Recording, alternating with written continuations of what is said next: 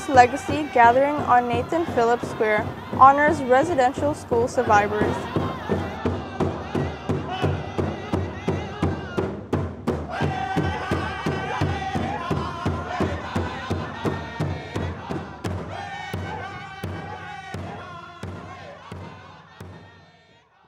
On September 29 and 30th, Toronto Council Fire Native Cultural Centre, located in the heart of Regent Park, celebrated their 6th annual Indigenous Legacy Gathering to acknowledge and honor residential school survivors, their children and communities, and to commemorate Orange Shirt Day. Undertaken by Toronto Council Fire Native Cultural Centre in collaboration with the City of Toronto, the Indigenous Legacy Gathering showcased and celebrated the diversity of Indigenous peoples, cultures, traditions, and languages through workshops, presentations, stories, teachings, dance, film, and music. The Indigenous Gathering was an opportunity to learn, reflect, and engage. For this purpose, Nathan Phillips Square was transformed into a culture space with vibrant tipis on the site and programming from Indigenous community agencies. A sacred fire burned over the 2 days, allowing visitors to make offerings and prayers. Each morning of the gathering began with a 7 a.m. sunrise ceremony conducted by elders, knowledge keepers, and visitors. The ceremony was followed by welcoming words and acknowledgements, with invited guest speakers including Toronto Mayor Olivia Chow, Sean Pettis, Deputy Minister, Ontario Indigenous Affairs, and Ontario Regional Chief Glenn Hare. This year's gathering focused on Grandmother Moon within Indigenous creation stories. Grandmother Moon plays a vital role in bringing harmony to the world and is honored for guiding all cycles of life, recognizing that the event this year took place on a full moon. The gathering also promoted the development of the Spirit Garden as a permanent feature on Nathan Phillips Square. The garden responds to the Truth and Reconciliation Commission of Canada's call to Action 82 for governments to commission and install a residential schools commemoration sculpture in each national and provincial capital city to honor residential school survivors and all the children lost to their family and communities. The Spirit Garden, which is under construction, is being completed in 2024. The City of Toronto also observed the 3rd annual National Day for the Truth and Reconciliation to acknowledge and honor residential school survivors, their children and communities. rptv reporters Fred Alvarado and Keter Ahmed were at the event to interview community members and witness the grand entry, which symbolized the strength of residential school survivors and the unity with Toronto's diverse Indigenous population.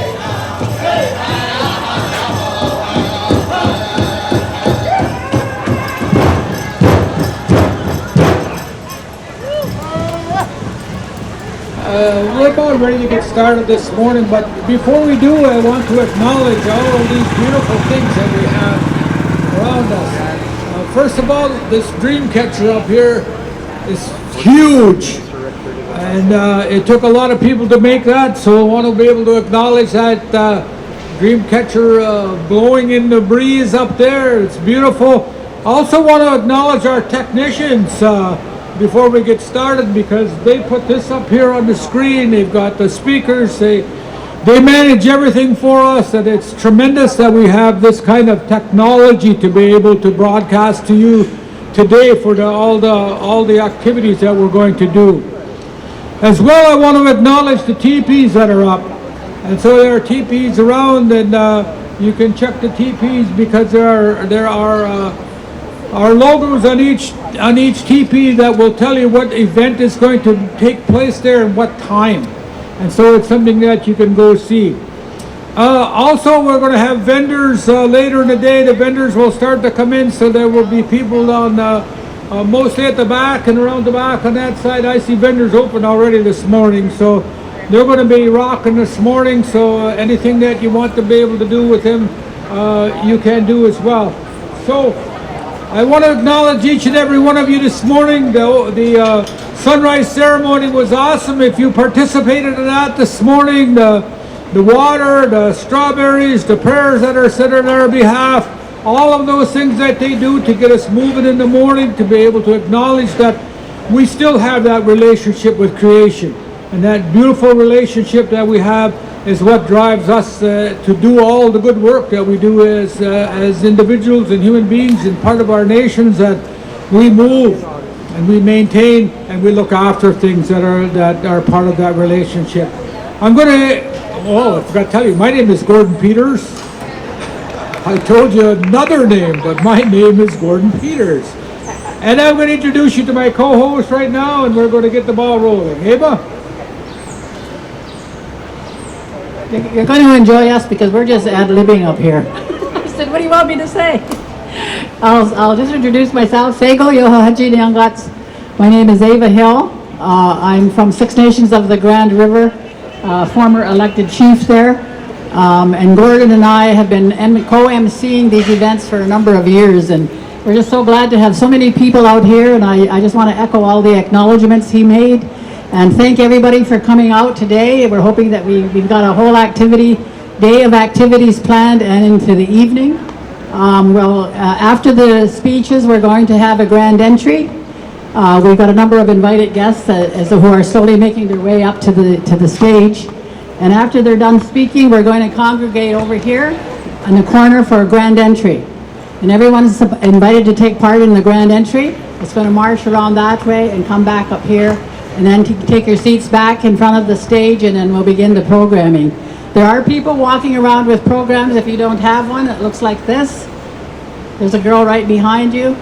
For those that are sitting down, it has the outline for the days. You know, one of the important things, we are here to honor the residential school survivors and the ones that are here, and to also remember and celebrate those that are no longer here and those that did not make it home.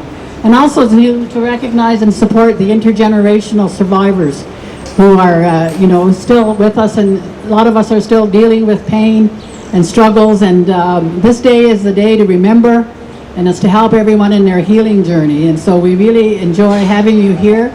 Tomorrow is Orange Shirt Day, and everybody has to wear an orange shirt today.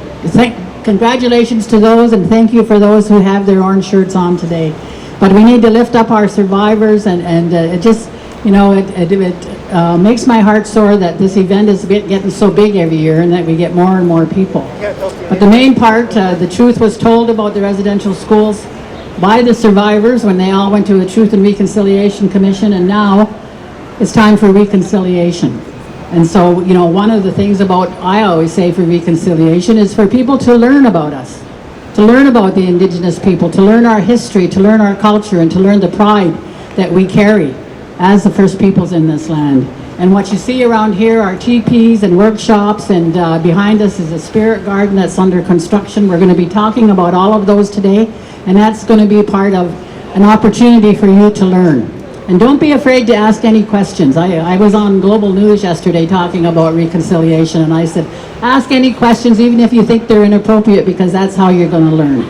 And everybody is going to, we're here to teach and to share our cultures as well. So those are just my opening comments. I'm going to be here for the next 2 days, Gord and I, going back and forth, and we want to keep as close to schedule as we can. So I'm going to turn it back to Gord to introduce our first welcoming guest. So this morning, our first speaker we're going to have is Mr. Glenn Hare. He's from Chigeen. He's been a chief in the community. He's been the Grand Chief of the Union of Ontario Indians. He's been a deputy there. Right now he's the Regional Chief of Ontario. I liked his campaign that he ran when he was in the community. He had buttons that he passed out to everybody. His slogan was, "Here to stay." So there is a man of great humor, but a great political acumen as well. So I'll introduce him this morning, bring him in, and he's going to speak to you. Mr. Hare, please.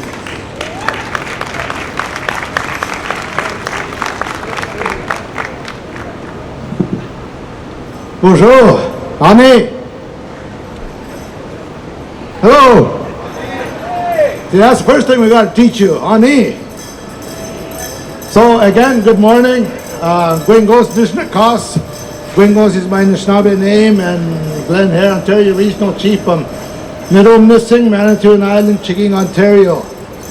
So first and foremost, I want to start with the theme that I want to begin with every day when I want to share our messages, and that is nothing about us without us. I want to follow that theme. So I want to say again, Miigwech, for taking the time to come and share our day with us. And it's not only today. Our children are every day. It's every day.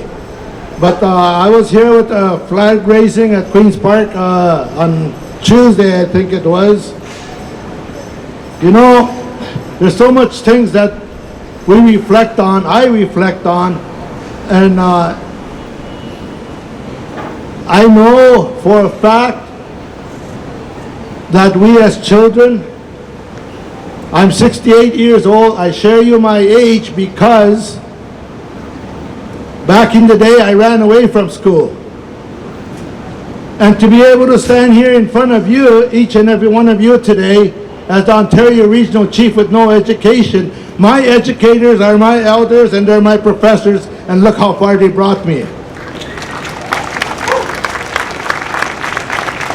So there's many things that we want, there's many things that we wish for, and one of the things I want to keep echoing to our governments, our colleagues that we sit with every day, is resourcing our education programs. And number one is the language. They keep telling us that, yes, there's language in these elementary schools, but what good is our language if it's only taught 20 or 30 minutes a day? Our kids need to hear our language all day, every day, and when they come home in the evenings. That is a great beginning if we can start with truth and reconciliation. We need to go there, and we not need to be scared to go there either. There's some horror stories that we have lived through, and we are not going nowhere. Our kids are first and foremost. And I still hear that we're trying to, when I say we, I guess the politicians, we're still trying to recognize an official holiday. Now that's your choice if you want to look at a day as an official holiday. But me as a dad, as a grandpa, but also your chief, I will not recognize a day of such until the last child comes home. And I don't think I'll see that in my lifetime. But I do ask that you support First Nations leadership, we leadership, when we advocate and speak loudly to keep looking. To keep looking. I stand with our brothers and sisters across the pond. I stand with them, we stand with them in Manitoba. Manitoba's hard to to think and talk about. But ever since the fight started over there that they won't let them look, I think of all them children. Had we not had to live through hell, where would our children be today if they got the education that they should have got? Where would we be today?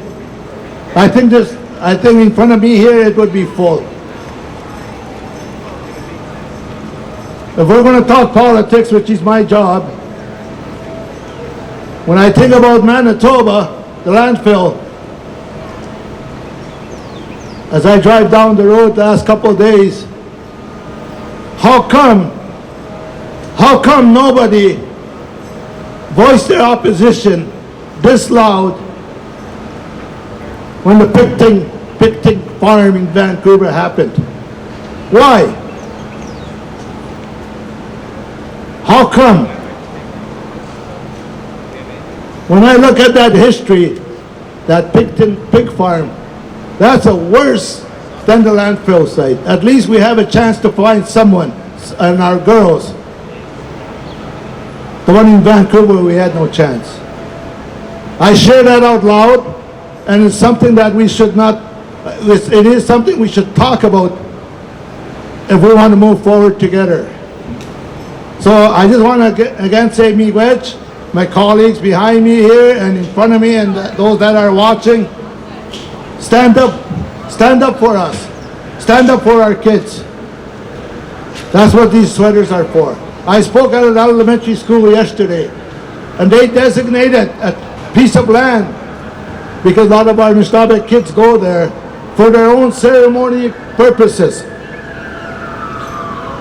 I went and assisted them to make that official, that they can do their own things in there, and they planted a bunch of trees. That's what we need to do. The kids are showing us what to do and how to do it. Let's watch them. So with that, again, miigwech, our elders, our opening ceremony this morning. I'm glad I'm louder than that truck, but I want to thank you. That is the way we open our day as much as possible, when we can, where we can. So with that, miigwech.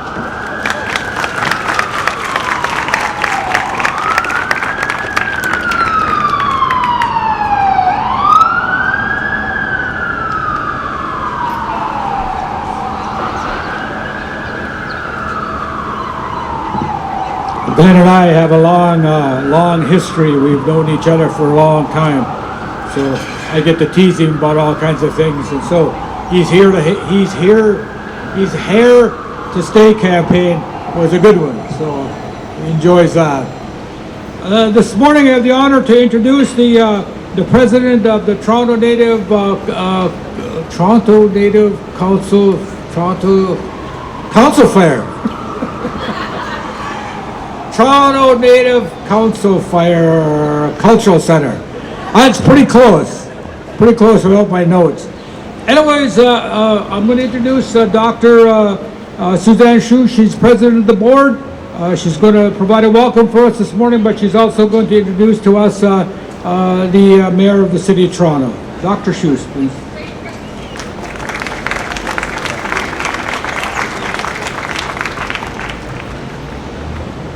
Hi, good morning, and I just really want to thank everyone for coming out, and I want to just give some welcoming words, first, of course, to our community, the beautiful Indigenous community in Toronto, our Council Fire family, our elders, our survivors, and our families who have come together for this really important day of commemorating Orange Shirt Day, and you know, the really toxic past that Indigenous people have had to overcome in order to continue to thrive and share the most beautiful culture, the most beautiful life, and a really sacred belonging.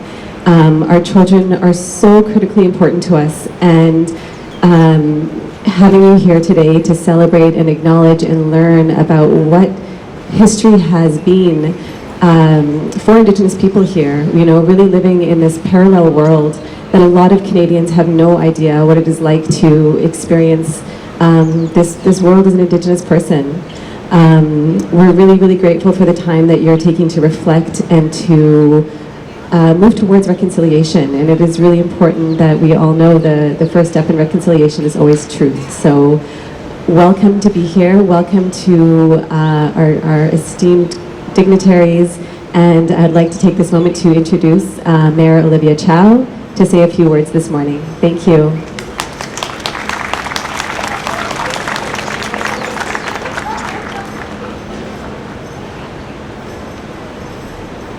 Hey, Rich. Thank you for having me here. And Segal, good morning, everyone. Good morning. Yeah, Segal, yeah. Good morning. I would like to acknowledge Deputy Minister Sean Baptiste and Chief Glenn Hare, members of the Toronto Council, Native Culture Center, elders, knowledge keepers, water carriers, fire keepers, and everyone gathered here. I see ministers here also. Thank you for inviting me this morning. I stand here in solidarity with the Indigenous communities and sharing your pain as we commemorate Orange Shirt Day and mark the National Day for Truth and Reconciliation. It's about our country's truth.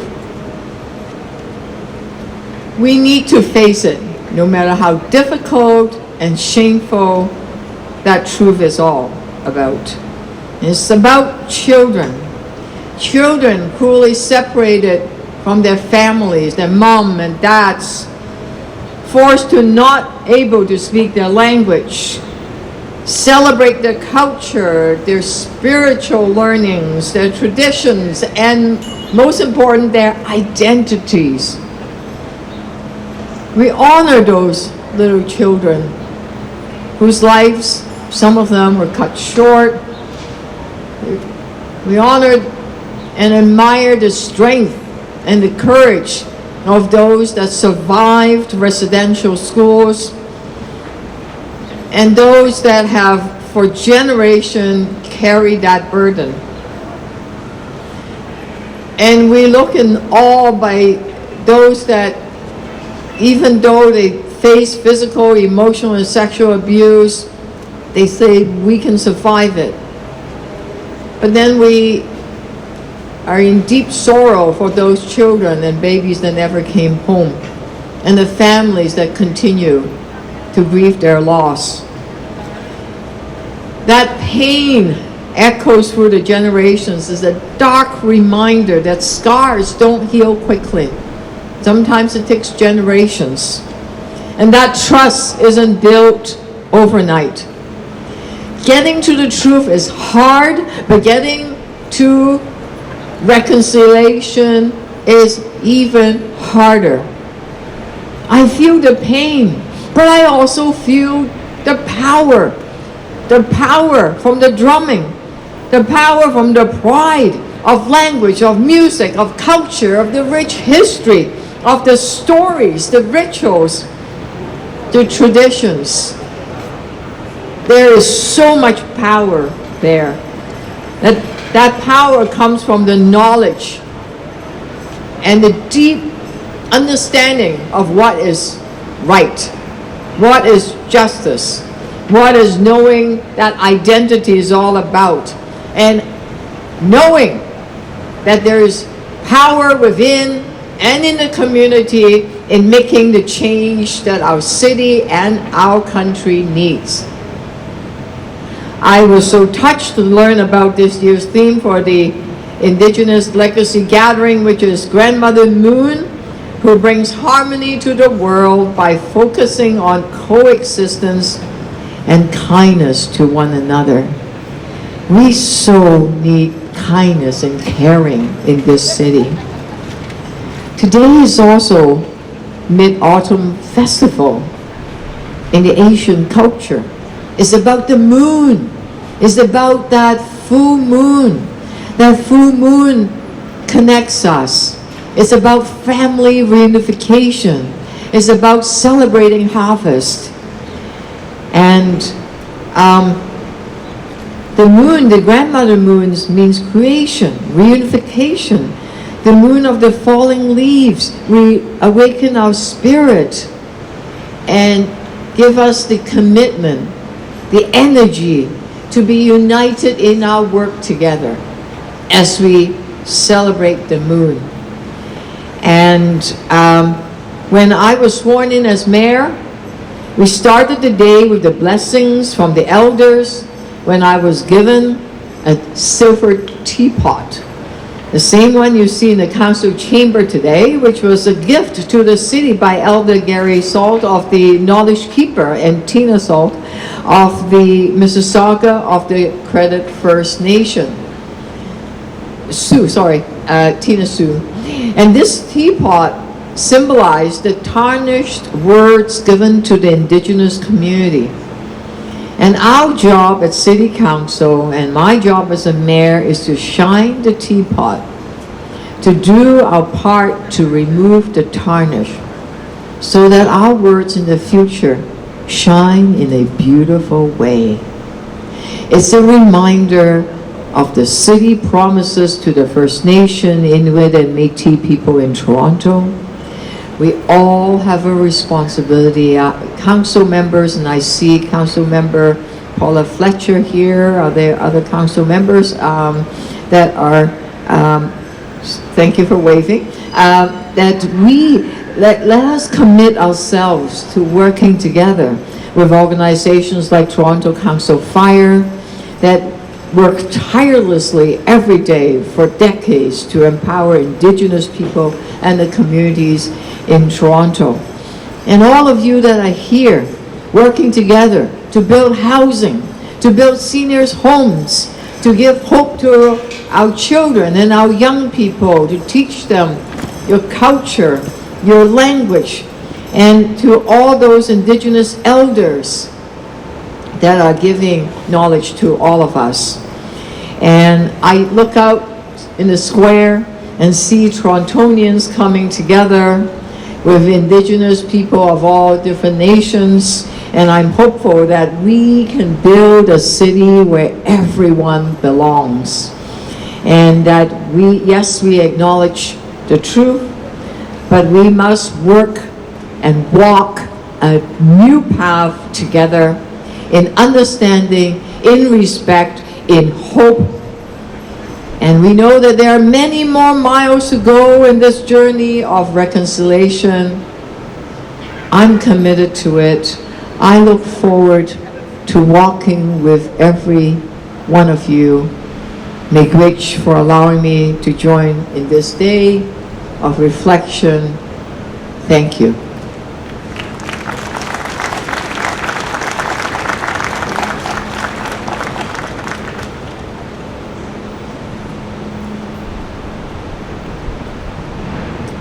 I just want to say thank you so much to Mayor Chow. The City of Toronto is a really critical and important partner, as all levels of government are, when it comes to reconciliation. And we hear your commitment, and we will be holding you to that commitment. So thank you so much for that.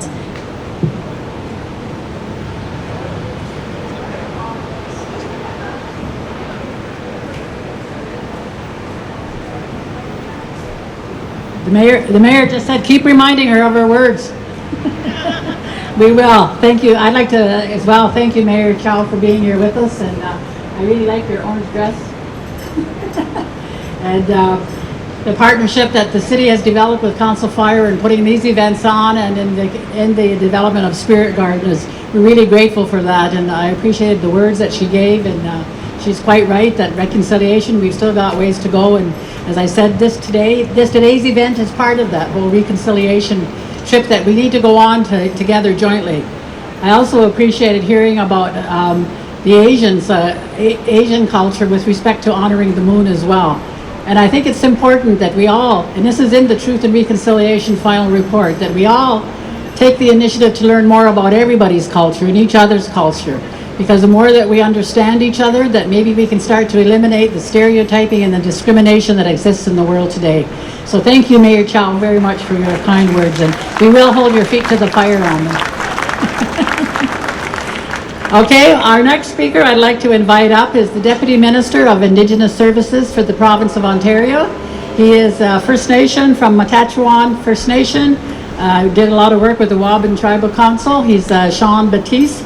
He's the Deputy Minister, and we're very proud as a Haudenosaunee woman. I'm glad to see him in that office, because I know I got him on speed dial, or I got everybody's personal numbers. I can call them and say, hey Sean, we need help with this. And he's been a real ally for us, and he's always been a big supporter as well. Ontario has been a big supporter of our whole Spirit Garden efforts, and so glad that he's all here. He's here today, and he's going to offer a few words. Sean?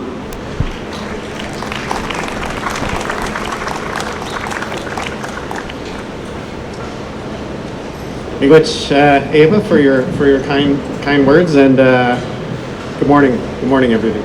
It's a beautiful day. I was here with my son Quentin for the sunrise ceremony this morning, and I want to thank those that hosted it and the elders that spoke for your great words this morning to get us started in a good day.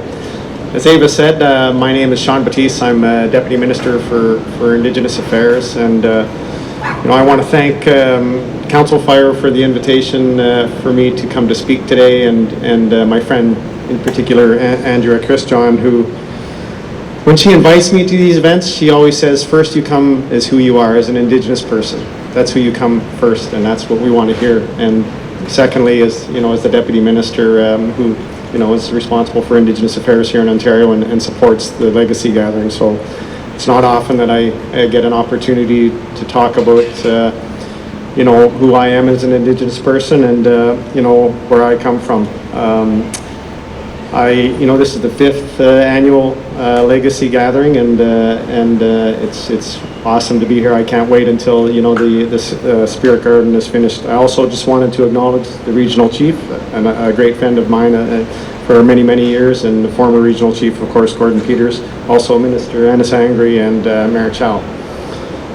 We are here, of course, today and tomorrow, and over the last month and beyond, really, to honor and acknowledge the survivors and their families. And I think as an Indigenous people, we know that we're all impacted by residential school, whether we attend it or not. All of our communities, all of us as a people are impacted, and a lot of this time this year we hear about truth before reconciliation, and we hear the truths of the survivors that speak and graciously and humbly share their stories. But as I said, we all have truths that come from the legacy of Indian residential schools. And even though I did not attend, even though my father did not attend, he's 86, you would think that he would have. Many of you may know my father, Barney Batiste, but he didn't. But he was lucky. I was asked by the minister about that, and he was lucky that he didn't attend. But he was impacted by it. A lot of people in my community, Matachewan First Nation, didn't attend. But the fear of having to attend, it was there. It was there for them. A couple of the kids went, and they came back. They talked about it. It was palpable in the community. And the sad part is there was even threats by their own parents. Either to be good or to not speak your language, not be Indian, because you're going to go to residential school. And that's what happened to my dad. And he's got the language, I don't, my son doesn't, and that's the impact. That's the impact on me and my family and my community of Indian residential schools, is the fear of going, the fear of having to be sent there. And you hear stories of lots of people. I think maybe Regional Chief Hare might have said something along those lines once, where people were running into the bush and hiding when they were, when the RCMP or whoever came to take them away. And that's the legacy. Whether people attend it or not, there's an impact. And it lasts to this day. There are a lot of people like me and my son who want to speak our language. It's not an easy thing to learn. You have to be immersed in it, like any language. we're trying to get back to our culture. That's why we're here today, and my son is here with me today, is, to participate in these ceremonies, and it's in many, many ways, being amongst friends and others for these ceremonies is sort of a welcoming home of sorts to us. So that's my truth. That's a lot of my community's truth, and I just wanted to share that with you. I know that, there are a lot more difficult truths to hear, for sure, from Indian residential school survivors, and, and we need to listen. We need to listen. In terms of what what we're doing in Ontario, as Ava has said, we've supported the Spirit Garden here. We've also led initiatives here in Ontario with the 18 sites and First Nations and others that are impacted by residential school, by providing resources for mental health and for investigation, burial site investigation, and a number of other initiatives, often in partnership with our federal colleagues, and we will continue to do that as we move forward. In terms of where my role as a deputy minister and my ministry's role this week, and I think it was yesterday or the day before, I can't recall, we had an online event that was targeted to the Ontario Public Service employees. We had a record attendance this year, over 10,000 people, Ontario Public Service employees listening. And I received many, many comments. We had an elder and her son talk about for well over an hour and a half. They probably could have went on longer, but about her experience in residential school, and it was, I think, very moving for people to hear that and understand that. I wish more people could hear that, and there are certainly 60,000 employees in the Ontario Public Service, and we all need to hear it. But hearing that and the feedback that I got from it, people are waking up still to the reality of what's going on or what went on. So that's our contribution, that we're trying to, as the Ontario Public Service, to make sure that as public servants we understand in as much as we can, and we're doing the best that we can, to break down the barriers, to break down colonization, and to continue to learn about Indian residential schools. I'll leave it at that and say miigwech. Our next speaker I want to introduce is a newly appointed Minister of the Crown. He's the Minister of Crown Indigenous Relations, and his name is Minister Gary Asand. I practice this, and I'm going to get it right. Ananda Sangari. Gary is an MP from the Scarborough-Rouge River. He was elected in 2015, and I had met him before. He was the Parliamentary Secretary for Indigenous Services, and in the recent federal cabinet shuffle, he got appointed as Crown Indigenous Relations. And I think he brings his own experiences and his own perspectives to this position, and we all look forward to working with him and to hearing his words today. Minister? Good morning. Thank you, Eva, for the introduction. I am Gary Ananda Sangari, and I'm recently have been asked to serve as the Federal Minister of Crown Indigenous Relations, and I'm joined by my colleague, the Member of Parliament for Beaches East York, Nathaniel Erskine-Smith. Today is a very important day as we mark the National Day for Truth and Reconciliation tomorrow. Today we reflect on the impact of residential schools on generations of Indigenous people. Today's a day to honor the survivors, to learn from them, to honor their descendants, and to reflect on the failures, on the systemic failures of successive governments. As a country, Canada needs to live up to its past. It needs to face the past and ensure you're walking towards a future that ensures that something like this never happens again. Today's a day to remember and to think about all the young children that never made it home. Those who are in unmarked graves across Canada. And we've seen many, many findings over the past year and a half. And everyone should be deeply, deeply troubled by it. That's why we need to find the truth. We need to know what happened.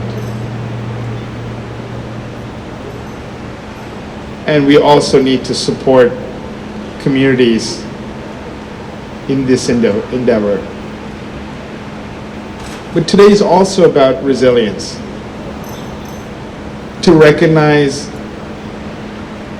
all the work that was done by governments to displace people from their land, Indigenous people from their land, to take away the language, to take away the culture,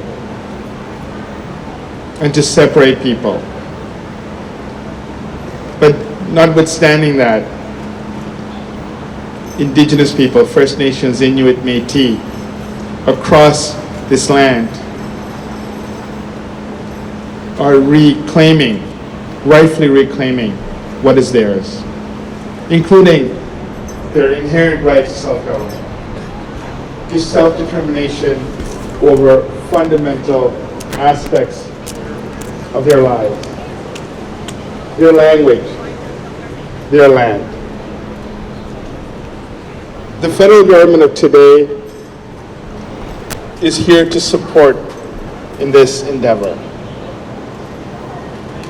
And as we move forward, I want to assure you, as the Federal Minister of Crown and Indigenous Relations, we will continue to build on the work of my predecessor and to ensure that we continue the path of reconciliation, one that will ensure that we have a nation-to-nation relationship, government-to-government relationship, and the Inuit-Crown relationship.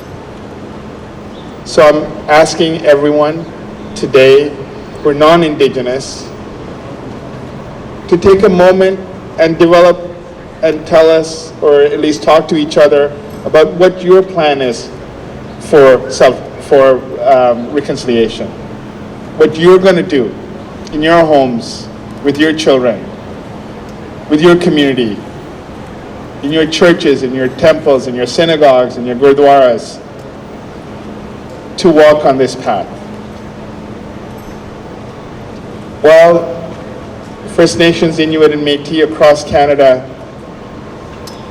are here today in somber remembrance. They need to know that all Canadians are with them, not just in solidarity, but in deep reflection and commitment to a better future.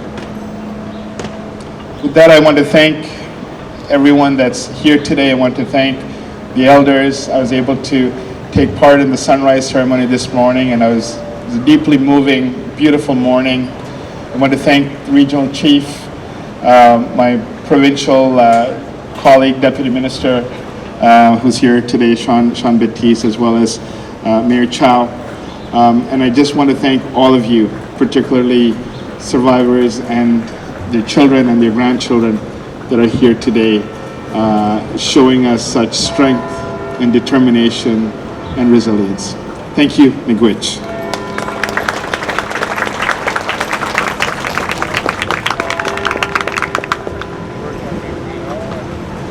So as Gary mentioned, I'm Nate Erskine-Smith and I'm a member of Parliament for Beaches East York, but I'm also here in more personal capacity. I want to talk about, there's good reason to reflect today and tomorrow on our history and the injustice and the legacy of cultural genocide in this country. But I actually want to talk about the way forward and relationships. And I'm here because of relationships. Relationships with Lindsay and with Francis and with all of the team at Task, with Andrea at Council Fire. When I was the chair of the 416 caucus, I worked hard to build relationships with our Liberal members of Parliament here in Toronto and with Indigenous leadership, urban Indigenous leadership here in our city. And as a result of those relationships, I'm here in part because we delivered federal funding for a permanent home for Task, $2 million to deliver that permanent home, and I understand that construction is going to begin very soon to build just that. And when I think about the way forward, it is about those relationships, continuing to build and ground ourselves in those relationships, and we're working together to advance progress. And what do we need to see going forward when we work together?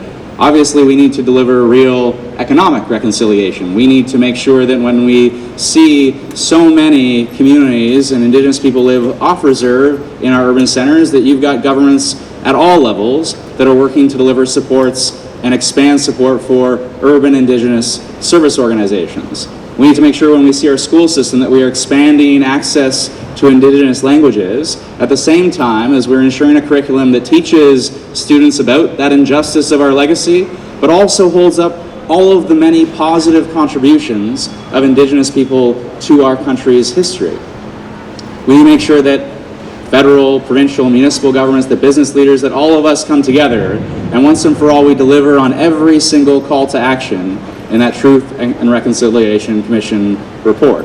But we only do all of that by building relationships. So I'm thankful for all of you for coming together, but more than anything, I'm thankful for those who I've been able to build relationships with.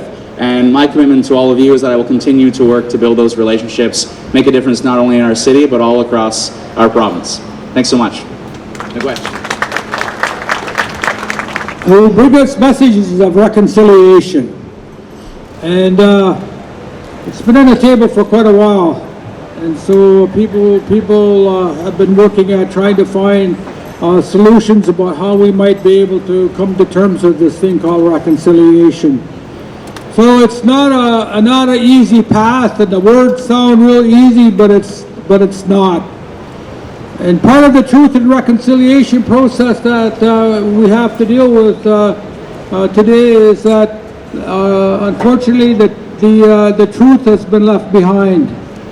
We don't deal with the truth, and that becomes problematic in the relationships that we have, because if you don't deal with the truth in your relationship, what happens? You have a breakdown in the relationship.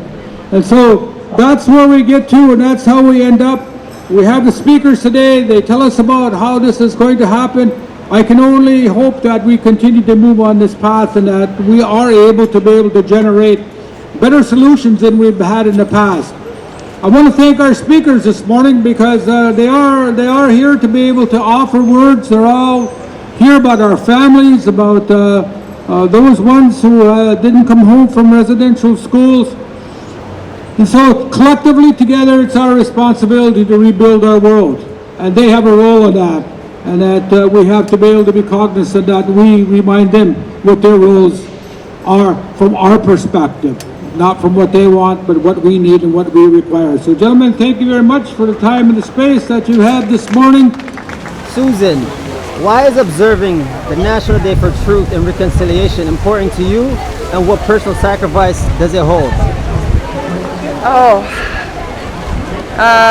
National Day for Truth and Reconciliation is really important because it signifies the start of reconciliation in Canada.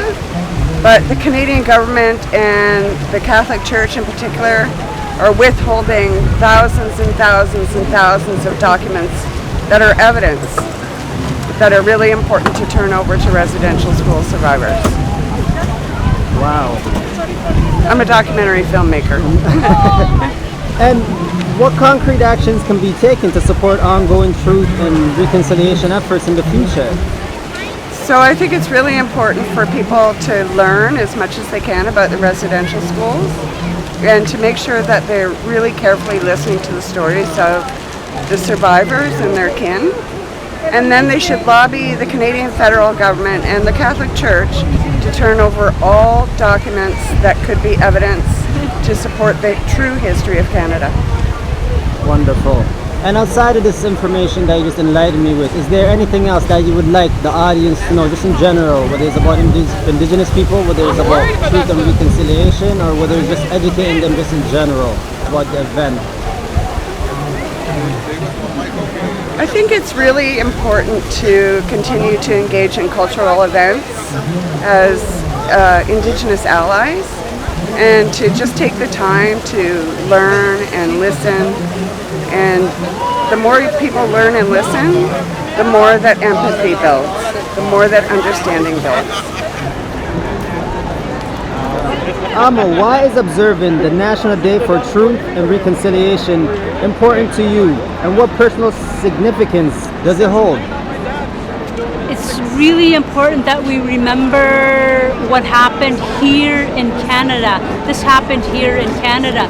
Children were taken away at a very young age, whether they wanted to or not. And it's important that we recognize them this day. The people, the children that never made it back home. And what concrete actions can be taken to support ongoing truth and reconciliation efforts? That the truth be told in schools properly by people that experienced it. Because there are people right now that are alive that went through the residential school system, and it's important that their stories are heard and told. I myself know people that went to residential schools and hear of their stories. Okay, and is there anything else that you would want the audience to know about Indigenous people in general, about truth and reconciliation? Any message, any advice, anything that you want to put out there? One thing that resonates with me about today is how I can't even put a percentage on the amount of Anishinaabe people, Native Americans, that don't speak their language right now. And that was one of the sad things that had happened. We literally lost our language, to say nothing about our way of life. And we're slowly relearning our language right now. Well, one of the first things we're facing in the city is housing and the use of narcotics. So it needs to be addressed, and mental health, we got to start with it. Something that's got to be recognized in the city. So if you don't have the mental capacity to understand what's happening, you become ignorant to it because you don't understand, right? So knowledge is half the battle, so we need to knowledge ourselves a little bit more. So, and again, on behalf of Reconciliation Day, out of respect for Indigenous people, it's not much politics that I'm not going to get into, but we need to start recognizing the First Peoples. Thank you so much for watching. Don't forget to like, comment, share, and subscribe to our YouTube channel. Also follow us on social media, and for more information, check out our website.